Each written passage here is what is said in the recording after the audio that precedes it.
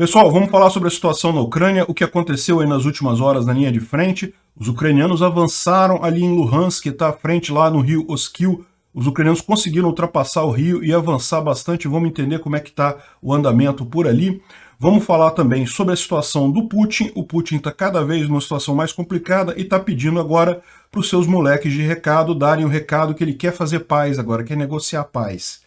Vamos entender esse assunto. Esse vídeo é o nosso vídeo do dia 17 de setembro de 2022. A gente faz vídeos aqui todos os dias, desde o início dessa bárbara invasão russa, criminosa e injustificada.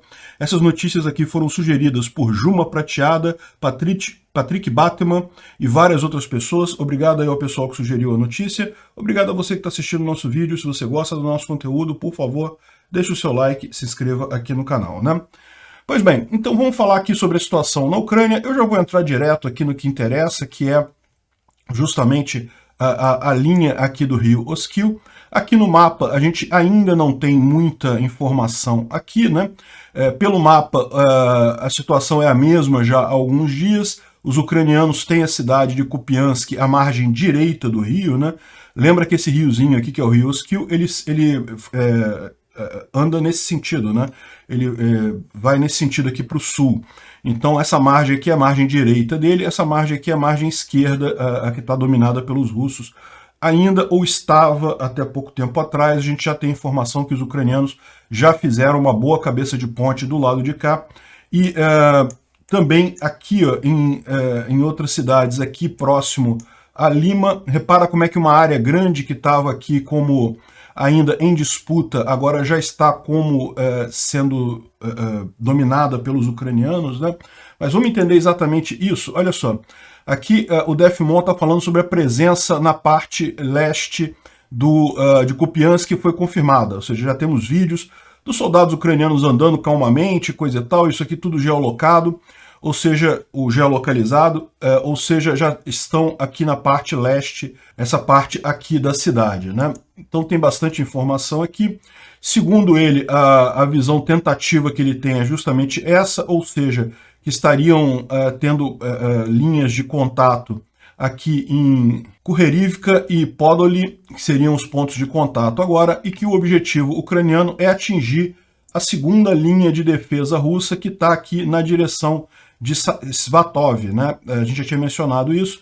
Svatov e Troitsky são os dois próximos focos mais importantes aqui dos ucranianos nessa região, né? O Dmitry traz para a gente que os Telegram russos também confirmam essa informação.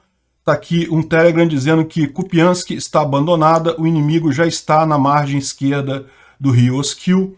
Então é importante a gente ter essa confirmação dos blogs russos, né, porque mostra, você sabe, essas informações aqui não são oficiais do exército ucraniano. O exército ucraniano está fazendo silêncio sobre os avanços na região, mas a gente tem essas informações do exército russo, né? E aqui eles falam que os ucranianos, vocês sabem, é uma sigla depreciativa, é um nome depreciativo que os russos dão para os ucranianos, pegaram a parte leste de Kupiansk. Agora estão pressionando no sul em direção a Borovaia, ou Borova, essa outra cidade aqui. A gente tinha a informação há algum tempo atrás que ela já estava em disputa, que aqui também os ucranianos conseguiram atravessar o rio e estavam disputando Borova. O que ele está dizendo aqui é que, na verdade, não, a cidade ainda está na mão russa, mas que os ucranianos tomaram Kupiansk e estão se dirigindo para cá, para libertar Borova. Não me parece uma coisa muito lógica, não, mas vamos ver, né? E ele diz também que a 76ª Infantaria, Brigada de Infantaria Motorizada das Forças da Ucrânia, estão tentando atacar Rubitsi e atravessar o Oskil ali, né? E uma outra unidade que ele acha que é o 20º Exército Combinado, guardas do Exército Combinado, estão conseguindo segurar o inimigo ali. Ele não teve sucesso ainda. O que ele está querendo dizer aqui é Rubitsi, é essa cidadezinha aqui, ó. Rubitsi está bem aqui. Como a gente falou para vocês, ontem já os ucranianos liberaram Studenok e Sosnov. E, como eu falei, se eles liberaram essa região aqui, é muito pouco provável que os russos ainda estejam nessa área de floresta aqui, porque eles não teriam como se sustentar nessa região. Agora faz tudo sentido, Provavelmente os ucranianos já estão aqui, já está havendo briga justamente para chegar nessa cidade aqui de Hubitsi, né? Seja qual for a pausa para reagrupamento ou a pausa para consolidação do território que foi conquistado pelos ucranianos, essa etapa já passou, né? Eles já conseguiram alguns avanços bem significativos aqui. E eles também liberaram mais 2 cidades, que são essas 2 cidades aqui, Churhov e Dibrova. São 2 cidades pequenas, próximas a Lima. Pela informação que a gente tem agora, parece mais certa, Lima ainda não caiu totalmente, ainda está havendo briga aqui em Lima. E a gente vai entender depois por que, tem uma explicação para isso. Então parece que essa é a frente agora que os ucranianos estão preparando para avançar, provavelmente até essa próxima linha aqui, né? Então a gente tem aqui ele liberando Dibrova e também Shrov, né? Tá aqui, são as 2 cidades que eles estão liberando. Dá para ver o guarda ali, o soldado ucraniano, mostrando a região. Já botou a bandeirinha ucraniana lá na torre. Isso aqui é Dibrov. E essa outra aqui é Shrov. Бійці Збройних сил України, 66-та окремо механізована бригада. Não vou tocar o vídeo todo, é o cara botando a bandeira lá no lugar, né? O que mostra só que tomaram essas 2 cidades aqui. Essa área aqui grande que estava em disputa, agora não está mais. A disputa está em Lima. No momento, a briga é em Lima. E bom, a gente chega num lugar interessante que é justamente o bate-papo do Alexei Arestovich de ontem, em que ele detalhou exatamente isso, né? Ele falou sobre isso daí, né? E qual que é o que ele colocou aqui sobre o avanço ucraniano na linha entre Kupiansk e Svatov, né? Como a gente vinha falando, a ideia dos russos aparentemente é montar uma grande linha defensiva aqui, e eles mantiveram essa linha defensiva aqui que vinha até Kupiansk, mas agora Kupiansk, os ucranianos já destruíram ela.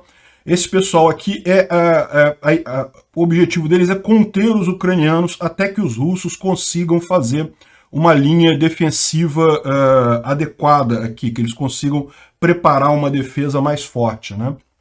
Então, essa linha aqui, como a gente falou, essa aqui é uma linha férrea que passa, tem uma linha férrea que passa nessa região aqui, que é extremamente importante para os russos, porque a gente falou sobre isso no vídeo de ontem, né? Se você pegar aqui Troitsky, você elimina essa linha férrea aqui, essa outra que já está comprometida por conta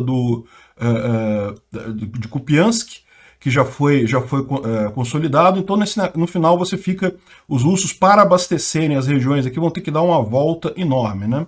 Não impede que eles façam a logística, mas dificulta muito essa logística. Então, essa é a linha que eles estão estabelecendo, começando aqui em Rubizhny até Troitsky, é onde os russos estão planejando fazer a próxima linha defensiva deles. Então, essas tropas que estão aqui, eles sabem que estão lutando por coisa perdida.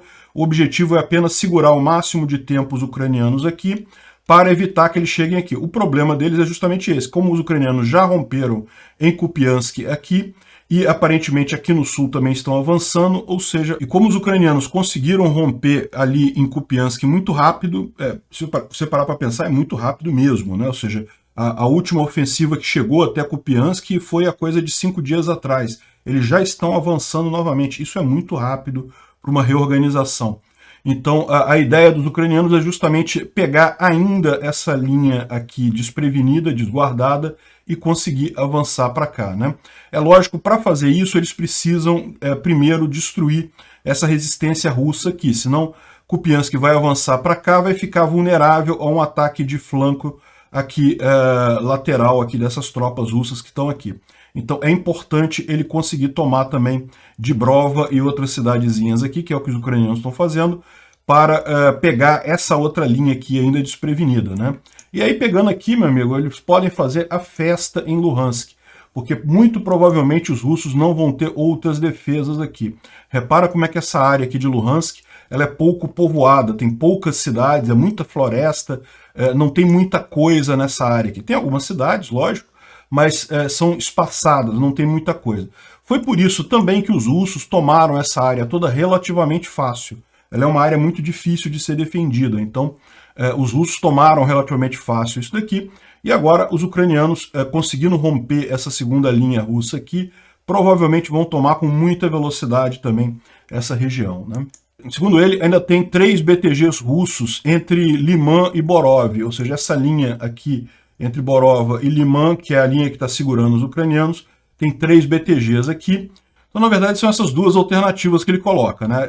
A primeira é se a gente conseguir, se os ucranianos conseguirem passar rapidamente, ou então, se eles for, o ideal vai ser ir pelo sul por Lysychansk e Severodonetsk, e aí contornar essa linha defensiva que foi recentemente criada, né? Ele fala que os russos continuam tentando atacar em Bakhmut, mas sem nenhuma grande alteração. Ele fala uma coisa interessante, eles têm encontrado muitos drones iranianos na região de Zaporizhia, aqui nessa frente aqui, que é uma frente que eles temem que os ucranianos avancem também. E uma coisa curiosa que ele coloca aqui, que esses drones atacam apenas alvos estacionários durante o dia. Ou seja, o que ele está dizendo é que esses drones provavelmente não têm capacidade de visão noturna e não são muito bons para alvos móveis, né? E ele está falando aqui esperando a reação de Israel, né? Você sabe, Israel tem se mantido também neutro nessa batalha, mas é aquele negócio, a questão que ele coloca aqui, ó, o que o Irã recebeu de volta por isso, né? O que será que foi esse acordo do Irã com a Rússia? É preocupante para Israel, não tenha dúvida. Bom, ele fala uma coisa aqui interessante, que um prédio com ocupação russa foi destruído e 4 oficiais de alta patente russos foram mortos. A gente falou sobre isso ontem, a gente estava na dúvida se isso era uma false flag ou se foi realmente um ataque ucraniano. Pelo que a gente vai ver aqui, eu vou falar sobre isso mais adiante, parece que foi mesmo um ataque ucraniano, ou seja, o interesse ali era realmente destruir esses prédios que têm grande concentração do comando russo, né? E, bom, ele fala mais sobre algumas coisas aqui, sobre a questão do reservatório lá em Kryvyi Rih, mas a gente já falou isso, que é justamente a questão de tentar prejudicar as tropas ucranianas aqui na margem do Ingulets, mas isso daí não vai ter o efeito que os russos esperam. Ele fala também sobre a questão de que o Putin disse que nem todo o exército russo foi envolvido, né? No entanto, tem unidades até das Ilhas Kuril que foram descobertas lá na Ucrânia, né? E o pessoal já está recrutando criminosos de guerra, criminosos para o grupo Wagner, né? Ou seja, realmente, pode ser que o Putin não tenha usado todo o exército dele, mas está muito perto disso, viu? Bom, teve alguns outros ataques ucranianos aí nessa manhã. Isso daqui é uma ferrovia próximo a Melitopol. Dá para ver que foi destruído aqui com bastante força. Isso daqui é lógico, ferrovia, vocês sabem, eles corrigem rapidamente, mas é sempre um atraso para os russos isso daí, né? Isso daqui também, Melitopol, uma outra coisa que foi atingida, tá vendo? Dá para ver a coluna de fumaça aqui.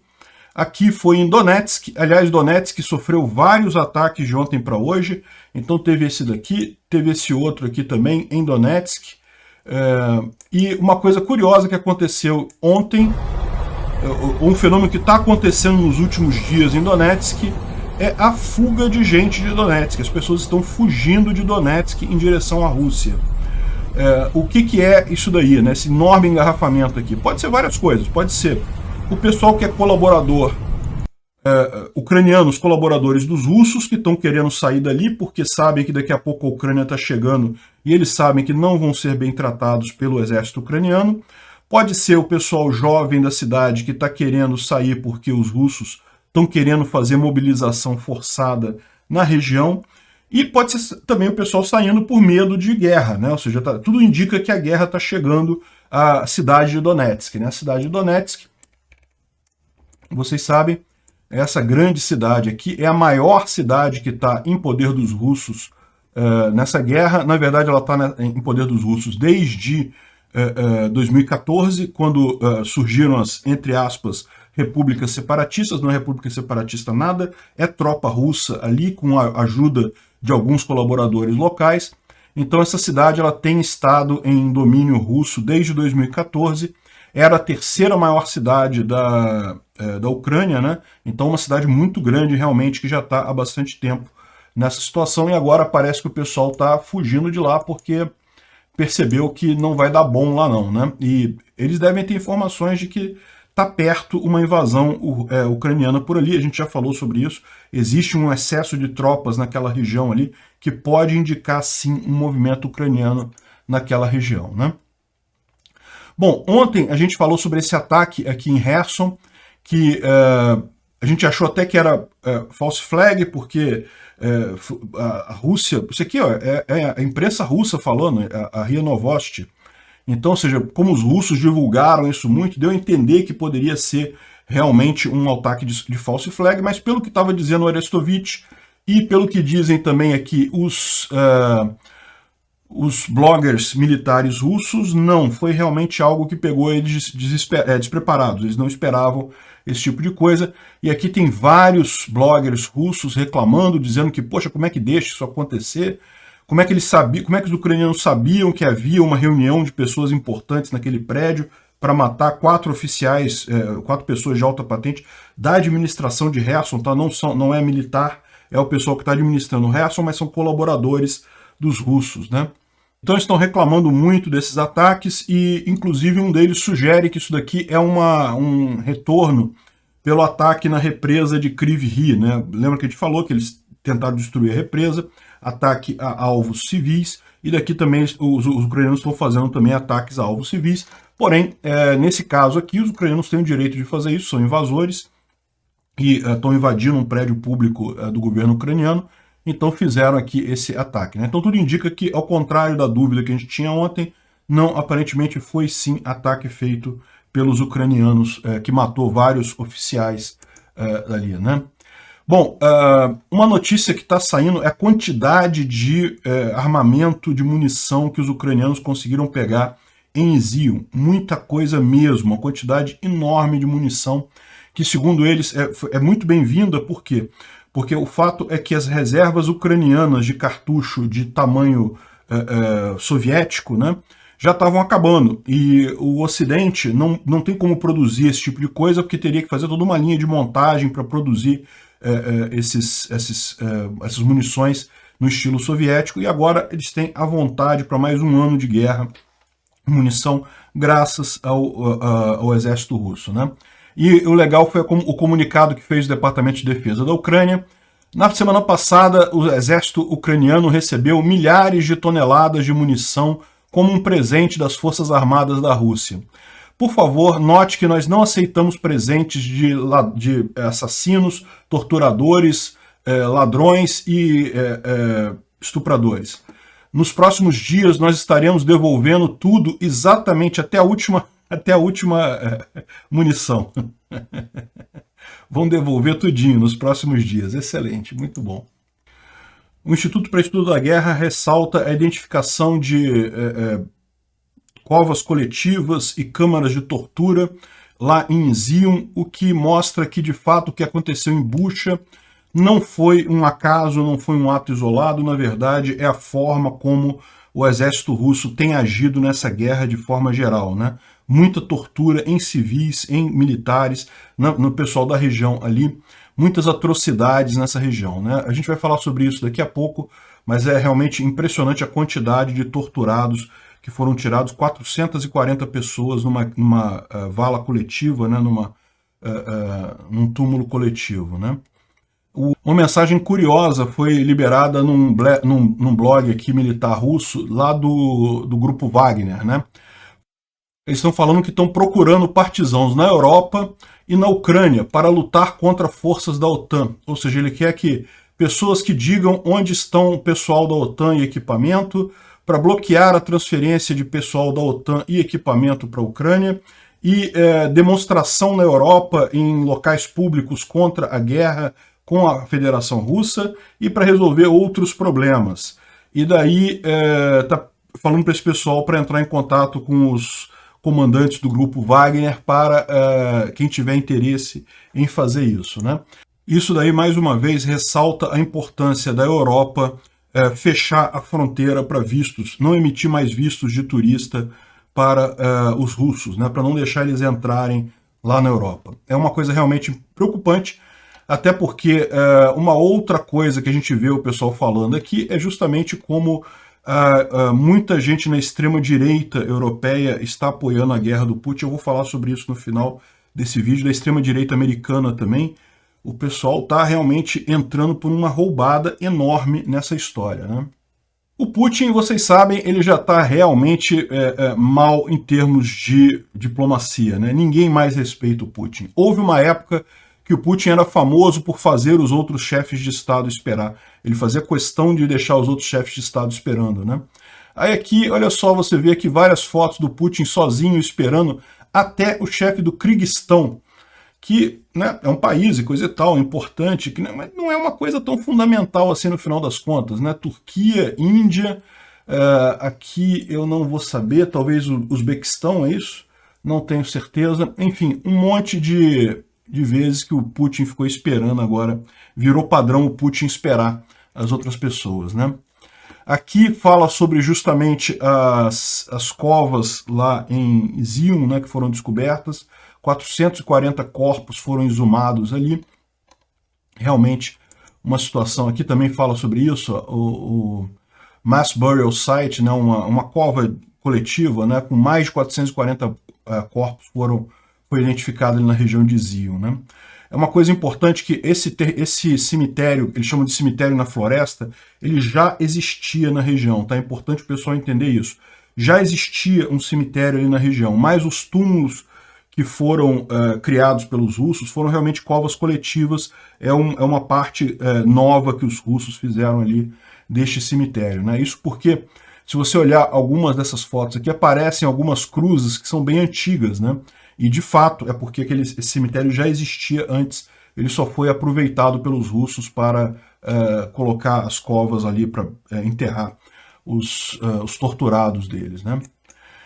E, bom, a gente sabe que o Putin está numa situação complicada quando ele começa a falar, os fantochinhos deles aí no mundo começam a falar a favor de, não, vamos fazer uma negociação de paz, vamos fazer um cessar-fogo e coisa e tal. E o México falou que vai propor na ONU. O México, vocês sabem, é dirigido pelo López Obrador, que é um político de esquerda, de extrema esquerda lá no México. E esse é o pessoal que apoia o Putin mesmo, né? O pessoal da extrema esquerda, tipicamente os comunistas aqui da América Latina. Cuba é a favor da Rússia, o pessoal todo é a favor da Rússia, né? Então ele está querendo já propor vamos buscar uma urgência, um acordo para deter a guerra na Ucrânia e conseguir uma trégua de 5 anos em favor da paz das nações, né? Coisa típica de que, não, agora é tudo que o Putin quer, é segurar aquele território que ele tem lá na Ucrânia. Ele sabe que ele não consegue nada mais do que isso. Ele não tem condição de nada. Para a Ucrânia não tem nenhuma vantagem em fazer isso. Por quê? Porque eles sabem que vai ser mais um degrauzinho do Putin. Agora ele está muito fraco. Agora a Ucrânia consegue retomar os territórios. Se tiver cessar-fogo, a Rússia vai ficar caladinha, quietinha durante 5, 10 anos. Daqui a 10 anos começa uma nova invasão da Ucrânia de novo. Foi o que eles fizeram literalmente em 2014. Em 2014 eles invadiram a Crimeia e aquela parte do Donbás. Aí fizeram um cessar-fogo. A Ucrânia estava retomando o Donbás. A Crimeia não tinha começado a atacar ainda não. Mas o Donbás a Ucrânia já estava retomando em 2015. Decidiram fazer um cessar-fogo em nome da paz e coisa e tal. E o resultado é o que a gente viu hoje. Levou uns 10 anos, nem 10 anos, 8 anos, e o Putin recomeçou a guerra. Se parar agora também, vai ser a mesma coisa. Não é uma escolha entre, não, vamos fazer a paz e parar com tudo. Não, não adianta isso. Os russos vão continuar essa guerra daqui a 10 anos, se for o caso, daqui a 8 anos. Não pode ser esse o resultado, né? Mas já está forçando a barra aqui, o López Obrador já está querendo isso, né? O Putin também prometeu ao MOD lá na Índia que vai acabar com esse conflito o quanto antes. Isso daqui é uma boa coisa. O Narendra Modi é acho que presidente, né, ou é primeiro-ministro da Índia, eu confesso que eu não sei. Mas ele é quem controla a Índia e primeiro-ministro da Índia. Tá aqui, ó. Narendra Modi. Ele está incomodado por quê? Porque ele, num primeiro momento, ele até ficou do lado da Rússia, mas está começando a perceber essas derrotas seguidas da Rússia, está começando a perceber que a Rússia ficou numa situação ruim e está cobrando o fim dessa guerra. Está todo mundo cobrando o fim da guerra. Agora, o Narendra Modi cobrou da forma correta. É a Rússia que tem que tirar as tropas da Ucrânia para acabar a guerra. Quer paz? É fácil de fazer. É só tirar todas as tropas russas de todo o território da Ucrânia, inclusive do Donbás e da Crimeia, e a paz vai ser instantânea. Quem está lutando é a Rússia. A Ucrânia está só recuperando o território dela, né? Até o Papa está falando agora que fornecer arma à Ucrânia é moralmente aceitável para autodefesa, né? O Papa, que queria também deixar um monte de território ucraniano com a Rússia e coisa e tal, até ele já está percebendo a roubada que foi apoiar a Rússia nesse negócio. A Rússia agora, não adianta, ninguém vai acreditar na Rússia agora, não vou fazer cessar fogo. López Obrador vai falar sozinho lá, porque no final das contas todo mundo sabe que não tem alternativa. A alternativa agora é tirar a Rússia do território ucraniano, né? Bom, isso aqui é uma decepção enorme que eu tenho. Ron Paul é um libertário americano, uma pessoa que eu julgava inteligente até pouco tempo atrás, mas infelizmente eu percebo que o cara está totalmente errado nessa questão. Realmente, eu fico preocupado com isso porque eu vejo muitos libertários também aqui no Brasil, muita gente da direita aqui no Brasil cometendo o mesmo erro. O mesmo erro que você vê do pessoal aqui do pessoal da direita europeia, de muita gente da direita europeia, de achar que é tudo uma questão de lado. Que não, se a esquerda está do lado de lá, se os progressistas estão do lado de lá, os liberais estão do lado de lá, a gente tem que ficar do lado de cá. Isso é um erro enorme, não é isso, essas coisas não funcionam com time. A coisa ou é certa ou é errada e ponto final. Mas o pessoal entrou nesse esquema de time, né, de não sei o que lá, se os democratas estão do lado da Ucrânia, então nós temos que ficar do lado da Rússia. Eu não entendo como as pessoas caíram nessa armadilha. Estão se colocando numa posição terrível. O Tucker Carlson lá nos Estados Unidos, um cara que sempre teve uma posição política muito boa, de repente o cara começa a falar só merda, só besteira em relação a essa guerra, mas um monte de gente aqui no Brasil também falando besteira sobre essa guerra. É o que eu falo, o pessoal entrou nessa questão de time. Se o time de lá foi para lá, então meu time tem que vir para cá. Isso é um erro enorme, não é assim que funciona. As coisas estão certas ou erradas, independente de quem fala o que está certo e errado. Nesse caso, não tem o que dizer, a Rússia está errada, a Ucrânia está certa, não tem o que discutir nesse assunto. Enfim, e olha só como é que o cara está repetindo, igual papagaio, não, que a Europa está se suicidando ao apoiar as sanções dos Estados Unidos à Rússia. Não, as sanções são da Europa, não são só dos Estados Unidos, não foi uma decisão conjunta da Europa e dos Estados Unidos, e são muito bem-vindas, são muito corretas dentro do contexto que estão sendo aplicadas. E a Europa vai passar aperto? Vai passar aperto. O pessoal está reclamando aqui, queimaram as contas de gás, ou de luz, se não me engano, aqui na Itália, né? Não tem problema não, que depois dá para tirar a segunda via no computador e pagar, não tem problema nenhum, não. Pode queimar a conta de luz, porque o fato é, se não pagar, vai ter a luz cortada, né? Vai ser pior ainda. Mas enfim, no final das contas a Europa vai passar aperto, não tenha dúvida nenhuma, mas no final das contas vai sair do outro lado. A Rússia é quem está morrendo nessa história. É a Rússia que está querendo criar esse clima de fim do mundo na Europa que não existe. Vai ser difícil, a energia está cara? Vai ser difícil, a energia está cara. Mas não vai ser esse fim do mundo que o pessoal tá pregando, não, né? E realmente é uma tristeza ver o Ron Paul falando isso. Ao contrário, eu vou fazer um vídeo hoje, eu já estou para fazer esse vídeo há alguns dias, sobre aquele relatório interno do Kremlin que alerta que vai levar 10 anos para a Rússia voltar ao patamar que ela estava antes da guerra. A economia de lá vai sofrer danos de muito longo prazo. Eles falam até sobre a questão da fuga de cérebros e vários outros pontos que afetam demais a economia russa. Eu não vou nem falar muito aqui, porque eu vou deixar para falar lá no vídeo, lá no Visão Libertária. E outra coisa que o pessoal já começa a preparar é justamente o fato de que a Rússia vai se desintegrar. Isso é uma preocupação que as pessoas têm que ter. Já está mais do que claro isso, porque quando você olha aqui, já está o Azerbaijão brigando com a Armênia, o Kirguistão brigando com o Tajiquistão.